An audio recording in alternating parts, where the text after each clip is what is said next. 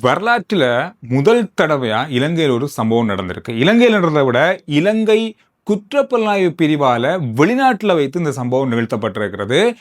அதாவது ஒழுங்கமைக்கப்பட்ட குற்றச்செயல்களோடு சம்பந்தப்பட்ட 5 பேர் இந்தோனேஷியாவில் வைத்து கைது செய்யப்பட்டிருக்காங்க. இது ஒரு பரபரப்பான ஒரு விஷயமாக இன்று பெரிய அளவா பேசப்பட்ட ஒரு விஷயமா மாறி இருக்கிறது. இலங்கையை பொறுத்தவரையில் கடந்த காலங்களில் நடக்கிற குற்றச்செயல்கள், துப்பாக்கி சூட்டு சம்பவங்கள், இது எல்லாமே இந்த ஒழுங்கமைக்கப்பட்ட குழுக்களால் நடத்தப்படுறது 90%.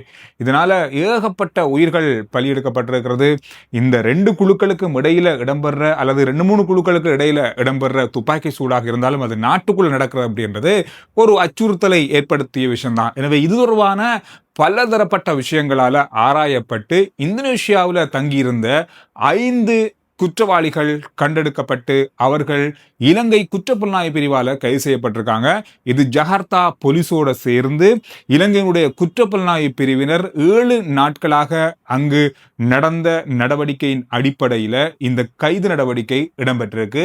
இதுல இந்திய உளவுத்துறையும் உதவி செய்ததாகவும் சொல்லப்பட்டிருக்கு. இது உத்தியோகபூர்வமாக இன்றைய நாள்ல இலங்கையினுடைய போலீஸ் மா அதிபர் இந்த தகவல்களை வெளியிட்டிருக்காரு. இந்த குற்றச்செயல்களோடு சம்பந்தப்பட்டவர்களோடு ஒரு பெண்ணும் 3 வயது குழந்தையும் இதில் அடங்கியிருக்காங்க. இதுல குற்றவாளிகளாக கைது செய்யப்பட்டவர்கள் மிக விரைவில் நாட்டுக்கு அழைத்து வருவதற்கான நடவடிக்கைகள் எடுக்கப்பட்டிருப்பதாக சொல்லப்பட்டிருக்கு.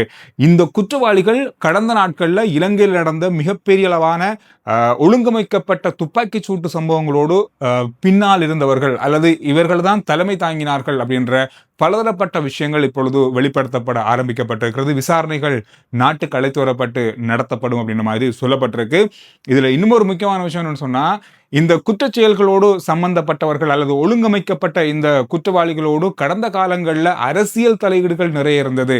அரசியல்வாதிகள் இவர்களுக்கு உதவி செஞ்சாங்க. ஆனா இந்த அரசாங்கத்தில் அப்படியான எந்த ஒரு செயல்பாடும் இல்லாதால குற்றப்புலனாய்வு பிரிவாக இருக்கட்டும், போலீசாராக இருக்கட்டும், தங்களுடைய கடமைகளை இப்பொழுது செய்ய ஆரம்பித்திருப்பதால இவர்களை இலகுவா கைது செய்யக்கூடிய நடவடிக்கைகளை இந்த காவல்துறையினர் எடுத்திருக்காங்க. இதுல ஒரு மிக முன்னேற்றகரமான ஒரு செய்தியாகவும், இலங்கை வரலாற்றில் ஒரு முதல் தடவையாக வெளிநாட்டுக்கு போய் இலங்கை போலீசார் ஒரு குற்றவாளிகளை அங்கிருந்து கைது செய்து நாட்டுக்குள்ள கொண்டு வர அப்படின்றது அவ்வளவு இலகுவான விஷயம் இல்லை. அதுன்றது எல்லாருக்குமே தெரியும். எனவே இதை செய்திருக்காங்க இலங்கை குற்றப்புலனாய்வு பிரிவினர். எனவே இது ஒரு மிக முக்கியமான முன்னேற்றகரமான விஷயமாக இருக்கும் அப்படின்ற மாதிரி சொல்லப்படுது. வருகின்ற நாட்களில் துபாய், இத்தாலி, அதோட பல மேலத்தைய நாடுகள், பிரான்ஸ் உள்ளிட்ட பல நாடுகள்லையும் இந்த மாதிரியான ஒழுங்கமைக்கப்பட்ட குற்றவாளிகள் அல்லது ஒழுங்கமைக்கப்பட்ட குற்றச்செயல்களோடு சம்பந்தப்பட்ட தலைவர்கள் இருக்கிறாங்க. எனவே இவர்களையும் கைது செய்யறதுக்கான நடவடிக்கைகளை ஆரம்பித்திருப்பதாகவும், கிட்டத்தட்ட 75க்கும் அதிகமானவர்கள் இவ்வாறு தேடப்பட்டு வருவதாகவும் சொல்லப்பட்டிருக்கு.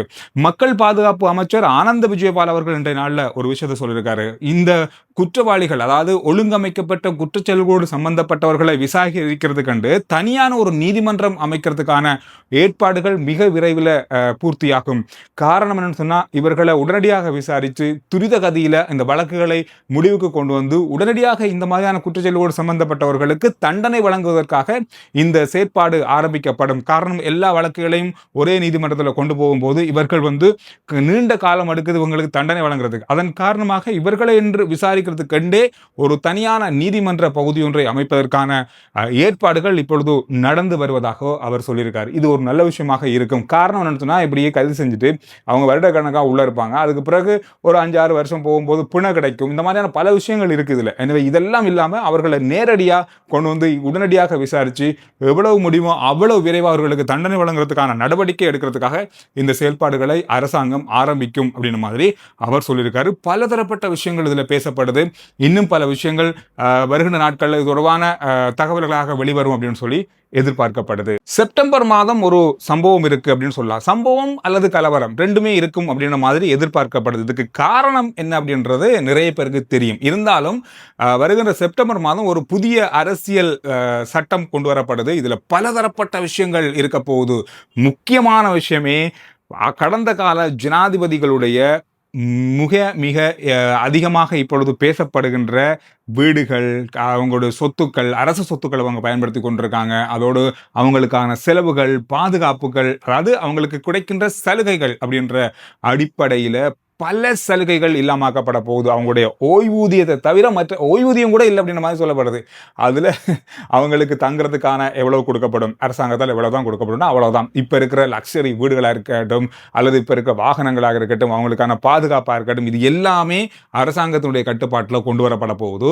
இந்த நேரத்தில் மற்ற ஜனாதிபதிகளை விட மஹிந்த ராஜபக்ஷ அவர்களுக்கான சலுகைகள் இல்லாமக்கப்படும் போது அல்லது அவர் வசிக்கின்ற அந்த இல்லம் அரச கட்டுப்பாட்டுக்குள்ள கொண்டு வரப்படும் போதுதான் ஒரு சில விஷயங்கள் இடம்பெறலாம் அப்படின்ற மாதிரி எதிர்ப்பு கூறப்படுது. காரணம் என்னன்னு சொன்னா, ஒரே ஒரு காரணம், மிகப்பெரிய அளவில் பார்க்கப்படுகின்ற காரணம், சிங்கள மக்கள் மத்தியில அவர் யுத்தத்தை முடிவுக்கு கொண்டு 30-35 வருட கால யுத்தத்தை முடிவுக்கு கொண்டு வந்த ஒரு தலைவர் அப்படின்ற அடிப்படையில் நிறைய சிங்கள மக்கள் அது தொடர்பாக பேசுவாங்க. கடந்த நாட்களையும் அது தொடர்பாக பேசுனாங்க. அனுராதபுரத்திலிருந்து பௌத்த பிக்குகளோடு மக்கள் கூட்டம் அவரை வீட்டில் சந்தித்து போயிருந்தாங்க, பாரம்பரிய உணவுகளை கொடுத்து.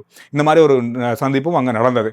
அதே போல ஒரு விஷயம் இந்த வீட்டை எடுக்கும் போது வரலாம், மற்ற ஜனாதிபதிகள் பற்றி பெரிய அளவாக அலட்டி கொள்றதுக்கு இருக்காது, அவங்ககிட்ட எடுக்கத்தான் வேணும் அப்படின்ற அளவில் மக்கள் இருந்தாலும் இது எல்லாருமே இல்லை. இந்த மாதிரி ஒரு பகுதியினர் இப்படி பண்ணக்கூடிய வாய்ப்புகள் இருக்கு. இதை அரசாங்கம் எப்படி சமாளிப்பாங்க அப்படின்ற மாதிரிலாம் இப்போ பேசப்படுது. என்ன இருந்தாலும் செப்டம்பர் மாதத்தில் சம்பவங்கள் இருக்கு அப்படின்றது மட்டும்தான் நிச்சயம். எனவே சட்டம் மூலம் அமுல்படுத்தப்பட்டதுக்கு பிறகு இது தொடர்பான பலதரப்பட்ட விஷயங்களை நாங்கள் இதில் எதிர்பார்க்கலாம்னு சொல்லி நம்பியிருப்போம். சரி, இதோட சேர்த்து செப்டம்பர்ல இன்னும் ஒரு முக்கியமான விஷயம் நடக்க போகுது. பிடிஎன்னு சொல்லக்கூடிய பயங்கரவாத தடுப்பு சட்டத்தினுடைய அத்தனை செயற்பாடுகளும் நிறுத்தப்படும். அதாவது அது அதெல்லாம் இல்லாமக்கப்படும் சொல்லி அரசாங்கம் உறுதியளிச்சாங்க. அது நடக்க போகுது. 1979 இருந்து கிட்டத்தட்ட 48 ஆண்டுகளாக இந்த பயங்கரவாத தடை சட்டம் மிகப்பெரிய அளவான பலருடைய விமர்சனங்களுக்கும் பலர் எதிர்க்கின்ற ஒரு சட்டமாகவும் இது இருக்கு. எனவே இந்த சட்டத்தை நிறுத்திட்டு பயங்கரவாதத்தை தடுக்கிறதுக்கான ஒரு சட்டத்தை இப்போ நிகழ்த்துறதுக்காக, அதாவது அதை அமுல்படுத்துறதுக்கான வேலைப்பாடுகள் நடந்து கொண்டு முடிவடைந்திருக்கிறது. அதனுடைய 2ஆம் கட்ட பரிசோதனை அதாவது செக் பண்ணுற விஷயங்கள் இப்பொழுது 2ஆம் தடவையாக நடந்து கொண்டிருக்கு. எனவே இந்த சட்டம் மூலம் செப்டம்பரில் அமுல்படுத்தப்பட போகுது. பயங்கரவாத தடை சட்டம் அதிலிருந்து நீக்கப்படும்.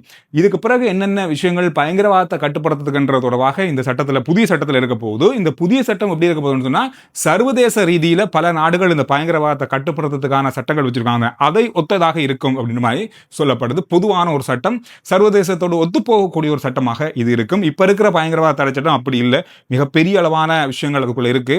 எனவே அது இல்லாம இது ஒரு பயங்கரவாதிகளை மட்டுமே குறிவைக்கின்ற ஒரு சட்டமாக இது இருக்கும் அப்படின்ற மாதிரி எதிர்பார்க்கலாம். இது ஒரு நல்ல விஷயமாக இருக்கும் அப்படின்றத நாங்கள் செப்டம்பர் மாதத்துக்கு பிறகு எப்படி இருக்கு அப்படின்றதையும் பார்க்கலாம். இதோட இன்னும் ஒரு முக்கியமான விஷயம், நேற்றைய நாளில் நடந்த ஒரு பரிதாபமான துரதிருஷ்டவசமான சம்பவம் கூட சொல்லலாம். பாடசாலை வாகனம் மீது டிப்பர் வாகனம் மோதி இருந்தது. இதில் 2 மாணவர்கள் உயிரிழந்திருந்தாங்க. அதோட 3 பேர் இதில் ஒட்டுமொத்தமாக உயிரிழந்தாங்க. இது ஒரு பரிதாபமான கவலைக்குரிய ஒரு பெரிய அனர்த்தமாக இது பார்க்கப்படுது. இலங்கையை பொறுத்தவரை இந்த வீதி விபத்துக்களை தவிர்க்க முடியாமல் இருக்கு. ஆனாலும் சில முறையற்ற விஷயங்களாலேயே இந்த வீதி விபத்து நடக்குது அப்படின்றத இன்றைய நாளில் விசாரணைகள் மூலம் தெரிய வந்திருக்கு. காரணம், அந்த டிப்பர் வாகனம் ஓடிய டிரைவர் கிட்டத்தட்ட 24 மணித்தியாலத்துக்கும் அதிகமாக நித்திரை கொள்ளாமல் வாகனம் செலுத்தியிருக்காரு. இதனால் அவருக்கு வருகின்ற செப்டம்பர் மாதம் 8ஆம் தேதி வரைக்கும் அவருக்கு விளக்கமறியல் காலம் வைக்கப்பட்டிருக்கு. அதோடு இந்த டிப்பர் வாகனத்துடைய உரிமையாளருக்கு எதிராகவும் வழக்கு தாக்கல் செய்யறதுக்கான நடவடிக்கைகள் எடுக்கப்பட்டிருக்கு. பாருங்க, எவ்வளவு பெரிய பாரதூரமான விஷயங்களை நம்ம சாரதிகள் செய்கிறாங்க. அதுவும் மிக வேகமாக இந்த டிப்பர் வாகனங்களை ஓட்டுறது, கண்ட மாதிரி செய்கிறது, இவ்வளவு பெரிய விஷயங்கள் நடக்குது அப்படின்னு தெரியல. இந்த பேருந்து சாரதிகள் மிக மோசமான வகையில் இந்த பேருந்துகளை செலுத்துறது அப்படின்றத யாராலும் கட்டுப்படுத்த முடியாமல் இருக்கிறதுன்றது ஒரு பரிதாபமான விஷயமாகவே பார்க்கப்படுது. எனவே இந்த சம்பவம் இன்றைய நாளில் காயமடைந்த மாணவ மாணவிகளை பார்க்கறதுக்கு அரசு தரப்பிலிருந்து பலர் அங்கு சென்றிருந்தாங்க. அதை புகைப்படங்கள் மூலமாகவும் வீடியோக்கள் மூலமாகவும் பார்க்க கிடைத்தது. முன்னாள் ஜனாதிபதி ரணில் விக்ரமசிங்க அவர்களுக்கு நீதிமன்றத்தால் பிணை வழங்கப்பட்டாலும் இன்னும் அவர் கொழும்பு தேசிய மருத்துவமனையில் சிகிச்சை பெற்று வர்றாரு. அதுவும் அவசர சிகிச்சை பிரிவில் தான் சிகிச்சை பெற்று வர்றாரு. இன்னும் ஒரு 3-4 நாட்கள் அவர் சிகிச்சை பெற வேண்டி இருக்கும் அப்படின்றத வைத்தியர்கள் உறுதிப்படுத்தியிருக்காங்க. அதுக்கு பிறகு அவர் வைத்தியசாலையிலிருந்து வெளியேறக்கூடிய நாள் எது அப்படின்றதையும் இன்னும் அவங்க உறுதிப்படுத்தலை. ஆனால் அவருக்கு சத்திர சிகிச்சை செய்யக்கூடிய சந்தர்ப்பமும் உருவாகி இருப்பதாக சொல்லியிருக்காங்க. இதோட நீதிமன்றத்தினுடைய கட்டட வளாகம் அல்லது நீதிமன்றத்தினுடைய சுற்றியுள்ள பகுதிகளில் கடந்த 26ஆம் தேதி ஒரு எதிர்ப்பு போராட்டம் அல்லது ஒரு ஆர்ப்பாட்டம் ஒன்று நடந்தது. அதாவது முன்னாள் ஜனாதிபதிகளை விடுதலை செய்யக்கூடிய அவருக்கு பிணை வழங்குமாறு கோரிக்கை விடுக்கப்பட்டிருந்தது. இந்த ஆர்ப்பாட்டத்தில் அதிகளவான மக்கள் கலந்து கொண்டிருந்தாங்க. இந்த ஆர்ப்பாட்டம் தொடர்பான ஒரு செய்தி அல்லது இதில் கலந்து கொண்ட மக்கள் தொடர்பாக ஒரு செய்தி வந்திருக்குன்னு சொன்னால், கிட்டத்தட்ட ஒரு 20 அரசியல்வாதிகள் இந்த ஆர்ப்பாட்டத்திற்கு அங்கிருந்து ஆட்களை கொண்டு வந்திருக்காங்க, அவங்களுக்கு உணவு வழங்கியிருக்காங்க, தண்ணீர் புத்தல்கள் வழங்கப்பட்டிருக்கு அப்படின்றத குற்றப்புலனாய்வு பிரிவு அல்லது சிஐடியினருடைய விசாரணைகளில் தெரிய வந்திருப்பதாக சொல்லப்பட்டிருக்கு. எனவே இது தொடர்பாக விசாரணைகளை ஆரம்பிக்கிறதுக்கான நடவடிக்கைகள் எடுக்கப்பட்டு வருது.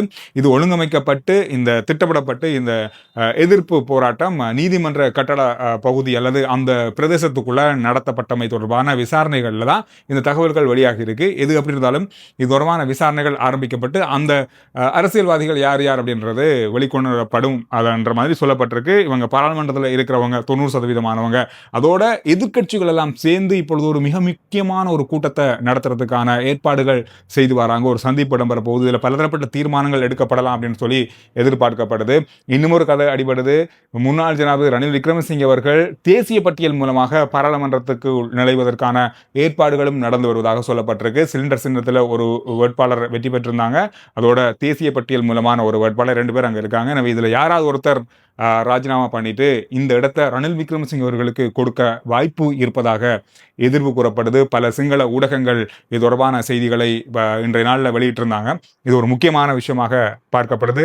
அமெரிக்காவுடைய டிஜிட்டல் தளங்களுக்கு நாங்கள் பொருட்களை அதில் பொருட்களை வாங்கும் போது அல்லது அதில் கட்டணம் செலுத்தும் போது வரி அறவிடப்பட மாட்டாது, எந்த வரியும் இருக்காது அப்படின்றத அமைச்சர் விஜிதஹேரர் சொல்லியிருக்காங்க. ஆனால் செப்டம்பர் மாதத்திலிருந்து எல்லா இணையதள கட்டணங்களுக்கும் அல்லது அங்கிருந்து வாங்குற பொருட்களுக்கும் வரி இருக்குன்னு சொன்னாங்க. ஆனால் அமெரிக்க டிஜிட்டல் தளங்களுக்கு இப்போ இல்லைன்னு சொல்லியிருக்காங்க. ஒருவேளை ட்ரம்ப் இங்கே வந்துருவாரோ பேச்சுவார்த்தை நடத்துறதுக்கு நாம இங்கிருந்து அங்கே போன மாதிரி அப்படின்னு நினைச்சிட்டாங்களோ தெரியல. எது எப்படி இருந்தாலும் செப்டம்பருக்கு பிறகு பாப்போம், செக் பண்ணி எடுக்கிறாங்களா இல்லையான்னு சொல்லி. ஆன்லைன்ல நீங்க கட்டணம் செலுத்துற அல்லது பேங்க் வெப்சைட்களை நீங்க பாவிக்கிறதா கவனமா இருங்க.